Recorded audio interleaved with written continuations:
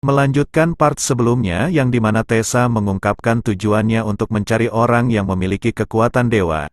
Dan tanpa berlama-lama Tessa langsung mengeluarkan sihir pengikatnya yang langsung mengikat tubuh Levi, Bella dan juga Guilford.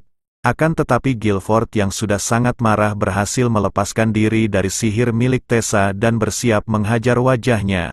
Akan tetapi rekan Tessa berhasil menahan pukulan Guilford dengan menggunakan sihir pedang miliknya. Levi yang melihat itu begitu terkejut karena wanita itu mampu menahan pukulan Guilford dengan mudahnya.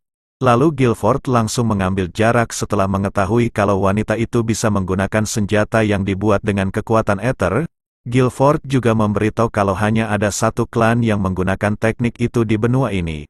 Ia juga menyebut kalau itu teknik pedang paling malas, dan mereka menyebut klan itu sebagai pedang cabai yang tidak bergerak. Dengan santai wanita itu memperbolehkan Guilford untuk memanggilnya sebagai pedang kaisar ketiga. Wanita itu juga mengungkapkan kalau dia sangat tidak nyaman dengan julukan pedang kemalasan. Sontak Guilford langsung tertawa setelah mendengar itu. Tanpa pikir panjang ia mulai berlari ke arah wanita itu untuk melihat apa yang bisa dilakukan oleh gadis itu. Lalu kita diberitahu kalau ada 8 klan pedang di benua ini. Namun di antara mereka, ada 3 klan yang dipercaya oleh kaisar dan telah diberi status. Pedang pertama pedang paling tajam Kroit Guntur, pedang kedua terberat pedang Koki Kabut, dan pedang yang ketiga yang sementara dapat membuat senjata dengan mengkondensasi ether, tetapi memiliki gerakan terbatas sebagai hasilnya, dan mereka menjulukinya pedang paling malas, sang cabai yang tidak bergerak. Dan terlihat gadis itu telah bersiap menyerang Guilford dengan teknik pedang miliknya. Namun tak diduga rupanya Guilford mampu menghancurkan teknik pedang itu. Guilford yang sangat marah mengungkapkan kalau gadis itu boleh memanggil julukan kaisar sebanyak yang dia mau. Sambil bersiap menyerang dengan ethernya Guilford mengatakan, pada akhirnya harus ada batasan jumlah senjata yang bisa kamu panggil sekaligus. Aku akan mematahkan berapa banyak yang mungkin ada.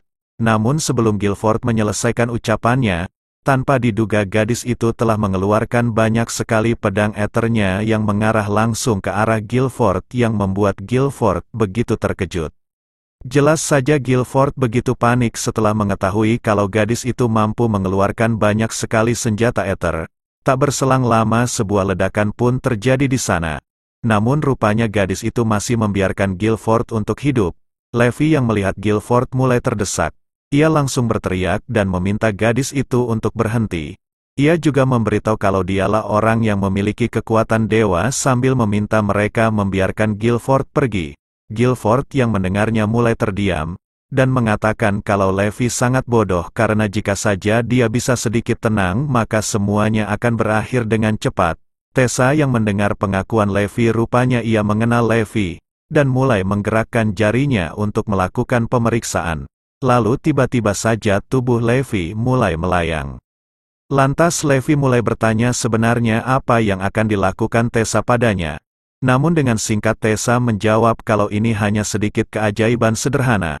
Lalu tak lama sebuah lingkaran sihir pun muncul di sekitar pergelangan tangan Tessa, dan langsung mengarahkannya kepada Levi. Ia juga memberitahu kalau ini semua untuk memeriksa tubuhnya, dan apapun jenis dari energinya akan selalu meninggalkan jejak. Dan tak berselang lama Levi mulai merasakan sesuatu di tubuhnya yang membuatnya sangat terkejut. Dan tak lama ia merasakan kalau ada sesuatu yang mengalir di dalam tubuhnya. Ia juga bertanya apakah ini yang sering mereka sebut dengan mana. Dan apakah ini cara para penyihir hidup. Setelah memeriksa tubuh Levi, Tessa terlihat begitu takjub setelah memeriksa aliran mana Levi. Lalu ia memberitahu kalau dia sudah mengkonfirmasi dan akan membebaskan Levi. Dan secara perlahan cincin sihir Tessa mulai menghilang. Tessa juga meminta rekan wanitanya yang bernama Jin untuk melepaskan Guilford. Setelah menerima perintah itu, Jin langsung membungkuk sambil meminta maaf kepada Guilford atas semua kejadian ini. Sambil meregangkan bahunya Guilford membetulkan sikap Jin yang sangat kasar padanya. Lalu Tessa bertanya kepada Levi apakah mereka bisa berbicara berdua saja. Levi yang mendengar itu menjawab kalau memang Tessa masih memiliki sebuah pertanyaan mengapa dia tidak mengatakannya di sini. Lalu Tessa mulai berbisik kepada Levi, dan rupanya Tessa telah mengetahui kalau Levi berasal dari dunia lain. Jelas Levi begitu terkejut setelah mendengar itu. Pada akhirnya Levi menerima permintaan Tessa. Sambil berjalan Tessa memberitahu kalau setelah Perang Kudus, batu penyegelan ini dibuat dengan kekuatan dewa untuk menghentikan mana yang ditinggalkan iblis. Batu penyegelan tersembunyi di suatu tempat yang berbeda di benua ini, dan salah satu dari mereka tersembunyi jauh di dalam batu gunung di hutan Black. Namun entah bagaimana segelnya rusak dan batu seiling hilang tanpa jejak, dan fenomena abnormal mulai terjadi secara serentak. Levi yang mendengar itu bertanya apakah Tessa ingin membicarakan tentang sejarah itu. Namun Tessa menjawab kalau dia ingin Levi tahu kalau mereka membutuhkan kekuatan dewa untuk menghancurkan batu segel dengan aman. Lalu Tessa mulai bertanya, apakah Levi bisa menggunakan kekuatan ether dan kekuatan dewa?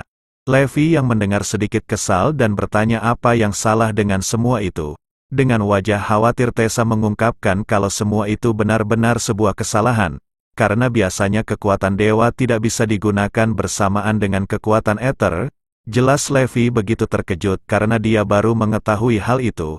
Namun sebenarnya Levi juga telah mencurigai tentang hal itu, karena setiap kali dia menghabiskan sisa kehidupannya, selalu ada pesan yang memberitahunya kalau kekuatan ether miliknya telah diubah menjadi kekuatan dewa, dan kebanyakan dari mereka tidak memahami tentang kekuatan yang digunakan Levi. Tapi seperti yang Tessa katakan, hanya beberapa orang yang tahu tentang kekuatan ini, dan itu juga mengapa Guilford sangat yakin kalau dia melihat sosok Dewa Raum. Namun yang jadi pertanyaan Levi ialah alasan Tessa yang mengetahui kalau Levi berasal dari dunia lain. Tessa yang melihat Levi hanya diam mulai bertanya apakah Levi pernah berdoa meski hanya sekali. Jelas Levi begitu bingung mengapa Tessa menanyakan hal itu. Lalu Tessa mengatakan kalau dia tidak mencurigai kemampuan Levi, namun ia sangat penasaran apakah Levi bisa terhubung dengan dewa. Levi yang mendengar itu bertanya apakah jika dia berdoa bisa menghubungkannya dengan dewa. Jelas Tessa begitu kaget karena Levi belum pernah berbicara dengan sosok dewa. Jelas Levi semakin terpojok dan berpikir sebenarnya seberapa banyak hal yang dia tahu tentang dirinya. Lalu ia memberitahu Tessa kalau dia telah mendapatkan sebuah pesan yang memberitahu kalau perjanjiannya dengan sang dewa perang telah berakhir. Tessa yang mendengarnya semakin dibuat penasaran karena baru kali ini dia menemukan seseorang yang bisa membuat perjanjian dengan sosok dewa. Levi yang mendengar itu semakin kebingungan karena Tessa seakan ingin lebih mengetahui banyak hal tentangnya. Ia juga berpikir apakah dia perlu memberitahu kalau dia memiliki jendela status. Lalu Tessa memberi sedikit saran karena semakin lama mereka berbicara akan menambah banyak sekali pertanyaan. Lalu ia mulai meminta Levi untuk mencoba berdoa. Tessa juga memberitahu jika Levi sangat ingin memanggil sosok dewa pasti sosok dewa akan meresponnya. Tanpa berlama-lama Levi langsung mencoba saran Tessa. Karena dia juga sangat penasaran dengan wujud dari bajingan yang ingin mengkonsumsi kehidupannya. Lalu ia meminta sang dewa untuk keluar. Tak lama kemudian rupanya Levi berhasil dan telah berpindah ke suatu tempat. Dan tak lama sosok yang begitu besar muncul di hadapannya. Sosok itu juga memberitahu kalau doa Levi telah mencapainya. Levi yang melihat sosok itu mulai bertanya-tanya sebenarnya monster macam apa yang berdiri di depannya. Tak lama sosok itu mulai memperlihatkan wujudnya. Sosok itu juga memberitahu kalau dia adalah dewa kelimpahan dan kehidupan yang bernama Mersila. Jelas Levi begitu terkejut karena dia telah berhasil memanggil sosok dewa. Namun Levi sangat kebingungan karena dewa yang datang bukan sang dewa perang Raum. Mersila yang mendengar itu memberitahu kalau dewa Raum tidak akan meresponnya. Karena setelah Levi tiba di dunia ini, Levi tidak pernah mendengarkan permintaan mereka dan selalu bertindak sendiri. Meski begitu mereka selalu memberikan berkat untuk Levi sehingga Levi memiliki sesuatu yang bisa membantunya. Jelas saja Levi semakin kebingungan dengan maksud Mersila. Ia juga bertanya tentang permintaan macam apa yang dia bicarakan. Lalu Mersila mengatakan, aku juga datang ke sini untuk menyalahkan kemalasanmu. Tapi sekarang lihat ini, kau datang ke dunia ini dalam negara yang tidak stabil. Lalu ia mulai mengulurkan satu tangannya. Ia juga memberitahu kalau seharusnya Levi membayar untuk apa yang akan dia berikan kepadanya. Namun ia akan sedikit membantu Levi. Lalu tak lama notifikasinya muncul. Sistem pemulihan 11%. Fungsi store telah dipulihkan. Fungsi stat telah dipulihkan. Memulihkan pertanyaan 7%. Quest utama diaktifkan hadiah akhir. Penghapusan sistem hidup terbatas. Jelas Levi begitu terkejut setelah melihat notifikasinya. Oke cuy, cukup sekian dulu.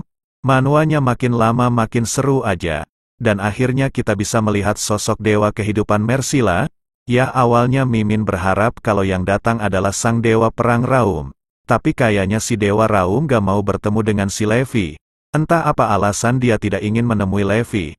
Oh iya, Mimin juga gak pernah lupa buat mengucapkan terima kasih banyak buat kalian yang selalu support Mimin.